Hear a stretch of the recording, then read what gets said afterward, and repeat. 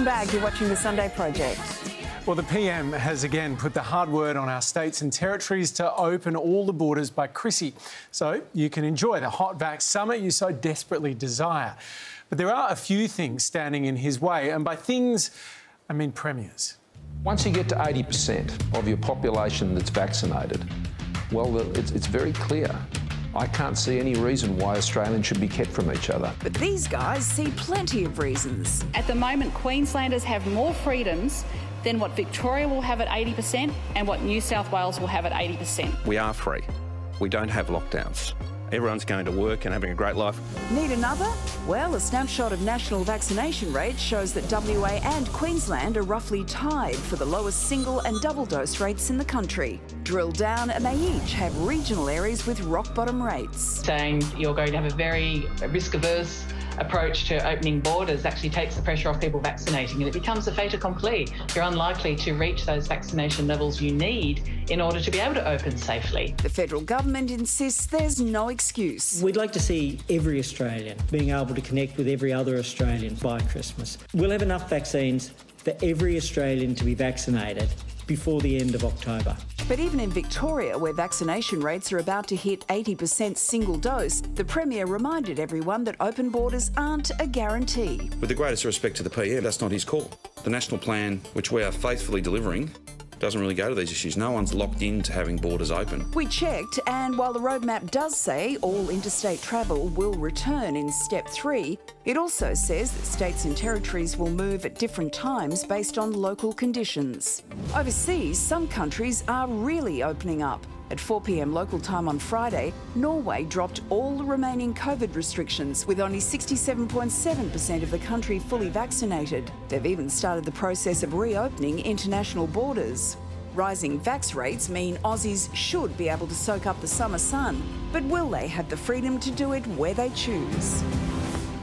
Well, these states might be determined to keep their borders shut, but if it came down to it, could the premiers of WA and Queensland be forced to reopen? Well, thank God for people like Professor Kim Rubenstein, who's a constitutional law expert, so the rest of us don't have to be.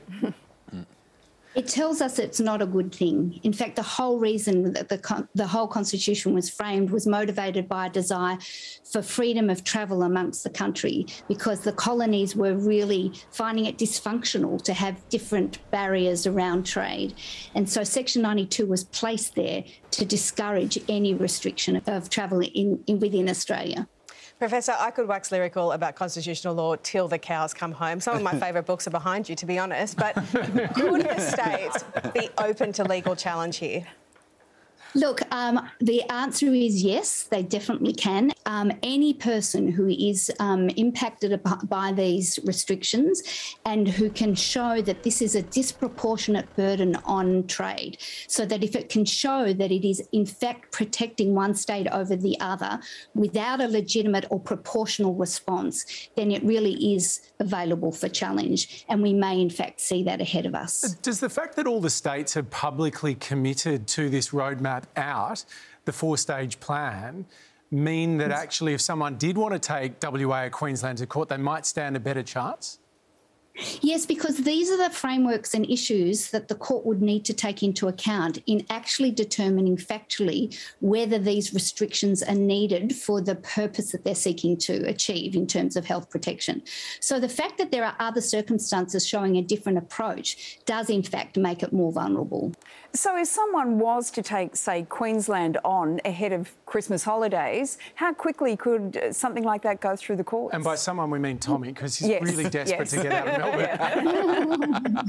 But Tommy, do you have standing? That's the issue. So you have to show your own particular interest, but maybe you do, Tommy. But in essence, these become urgent matters, and there are frameworks for courts to expedite issues that are a pressing concern. Professor, what is standing, and Haim, do I have standing? I don't think you have standing, Tommy. I definitely don't think you have standing.